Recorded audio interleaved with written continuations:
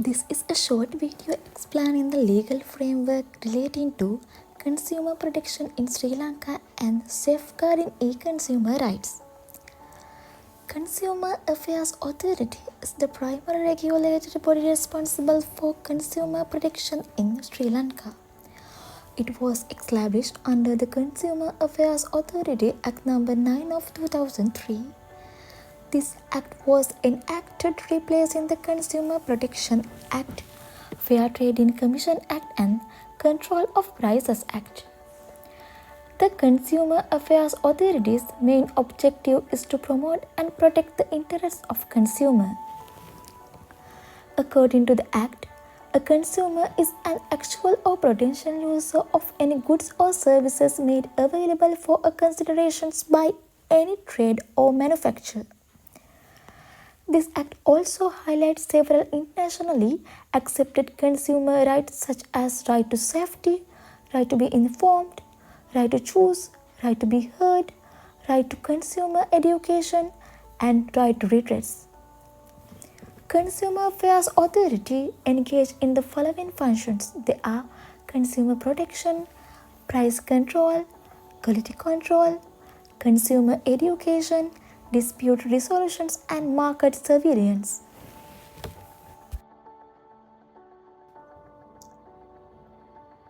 When critically evaluating the effectiveness of the current legal framework, as per the research we did, the findings revealed that the Consumer Affairs Authority frequently finds difficulties in successfully enforcing regulations.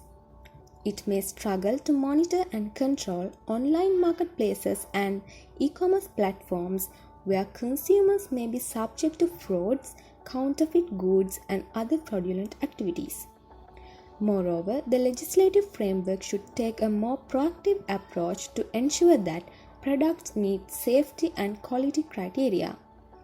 There have been instances in the past where poor and hazardous products were in the market. Instances of dangerous toys and food items, for example, have generated worries about the implementation of safety rules.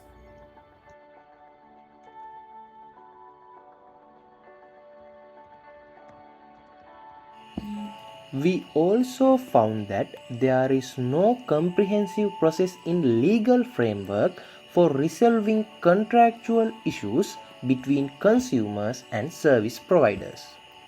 Consumers frequently confront challenges when seeking remedies for issues such as bad service and contract violations. In addition to that, the existing structure does not include sufficient facilities for consumer education and awareness. Consumers who are not properly educated may fall in victim to deceptive advertising, frauds, and fraudulent practices. For example, when it comes to product warranties and refunds, consumers may be unaware of their rights and duties. As e-commerce grows in popularity, the legal framework should be updated to reflect the unique obstacles that online consumers confront, such as fraudulent websites and digital payment issues. Consumers, for example, may be vulnerable to bogus online markets and frauds that take advantage of the internet space's lack of regulation. Finally, the legislative framework requires better market monitoring measures as well as stiffer punishments for violators.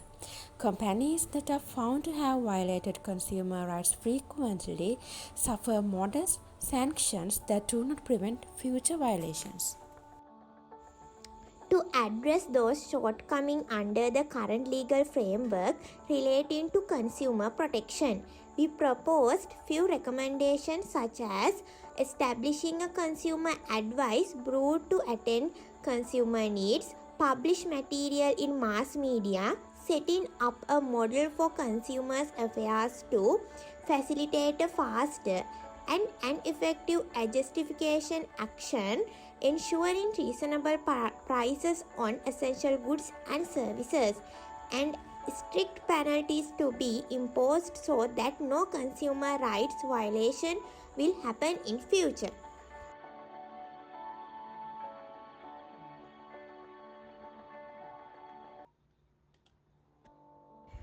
As the major consumer protection legal framework of Sri Lanka, the Consumer Affairs Authority Act established the Consumer Affairs Authority to safeguard the general protection of consumers and traders. According to Section 75, the interpretation to the word consumer does not make any special reference to consumers of online trading, but the interpretation of the term service includes field of information technology and communication. Although it can be argued that the interpretation implies online consumers, the law needs more clarification regarding this definition. When talking about the existing legal framework of Sri Lanka, there is no any express legal basis regarding online consumer protection when purchasing shopping goods. Information technology and consumer law related legal frameworks provide implied legal protection for e-consumer rights. Importantly, the Electronic Transaction Act (ETA) and the Computer Crime Act (CCA) were enacted to strengthen the legal certainty of the e-commerce sector and penalize the violations in cyberspace. However, it is questionable whether these existing laws adequately address the protection of e-consumers. In 2020, as you know, the Consumer Affairs Authority raided Kaprika, an online retail store, upon consumers' complaints regarding violations of maximum retail prices by utilizing the given powers under the Consumer Affairs Authority Act.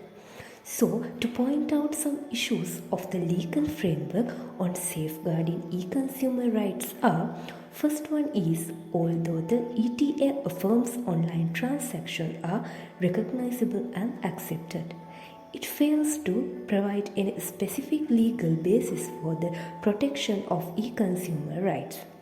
The ETA is silent regarding personal data and privacy protection in e-transactions. Furthermore, it failed to provide any regulatory mechanism to protect online consumers when they enter into e-contracts. Secondly, when the consumer deals with technological applications like cookies, spam, web bugs, etc., this protection is obviously insufficient. Thirdly, the Consumer Affairs Authority Act doesn't impose any obligation upon sellers to disclose relevant information such as the identity of the seller, geographical address, arrangement of payment, and delivery performance. Basically, according to the research we did, we can identify 3 stages where consumer protection issues arise when buying shopping goods in an e-platform. First stage would be the pre-purchasing stage, information asymmetry. So information asymmetry means one party to the contract possesses greater material knowledge than the other party in an economic transaction. In online trading, consumers deal with unknown sellers and vendors. Consumers know only the information which are disclosed by sellers. Asymmetric information may lead to fraudulent consequences and the consumer may be misled because of the insufficiency of information. Second stage would be the purchasing stage, online privacy, payment security. Online privacy is one of the major areas where consumer rights would be violated. During the registration and ordering process in online trading, consumers are required to provide personal information such as name, email address and credit card number and so on. Importantly, when consumers engage in online transactions, their IP addresses can be captured and this can be used to gather the information regarding online activities of consumers. Third stage would be the post-purchasing stage, cross-border consumer complaints or redress mechanism. E-consumers make their payments electronically in internet-based shopping and banking. Therefore, several issues have arisen regarding payment security in online platforms. In cyberspace, there are thousands of viruses and malicious software used to attack online payment systems by capturing banking passwords. As an example, the SES Trojan was used to attack mobile banking payment systems. In online shopping, consumers cannot physically inspect the goods and they have to pay before receiving the order. That is why a redress mechanism should be established to safeguard consumer rights. The redress mechanism deals with consumers' right to express dissatisfaction, the right to make complaints and receive feedback and compensation. The absence of a proper redress mechanism would undermine the consumer rights and trustworthiness of e-commerce. As the final part of our video, if we engage in a comparison with other jurisdictions regarding e-transactions, first UK, they were bound to follow the Consumer Rights Directive of the European Union. Therefore, the UK introduced Consumer Contract Regulations (CCR) and Consumer Rights Act (CRA) by adhering to the directive. The CRA provides a very broad interpretation to the word consumer, where both offline and online consumer rights are subjected to protection. Importantly, suppliers are strictly required to disclose the relevant information to consumers under sections 10 and 11 of the CRA. Moreover, the United Kingdom introduced an alternative dispute settlement mechanism for online consumers under Regulation 2015. Section 19 of Regulation 2015 required the online traders to use the alternative dispute settlement procedure. In Sri Lanka, there is no such dispute settlement mechanism, and e-consumers have to complain to Consumer Affairs Authority, which has not been conferred with any special authority to deal with e-transactions. Next, South Africa.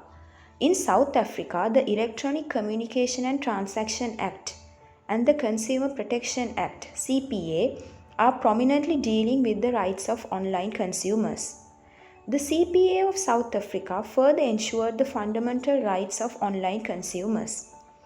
Under Section 41, sellers are prohibited from providing misleading or fraudulent representations as to goods. If there is any violation of rights, consumers can refer the dispute to the National Consumer Tribunal, Provincial Consumer Court, or to National Consumer Commission. Although the Sri Lankan government has taken some initiatives to strengthen the legal framework on e-consumer protection, like enacting a legislation on privacy protection, they are yet to be implemented. Therefore, Sri Lanka has a major task to strengthen the legal framework on e-commerce and enhance consumers' protection and confidence on e-transactions. Thank you for watching this video.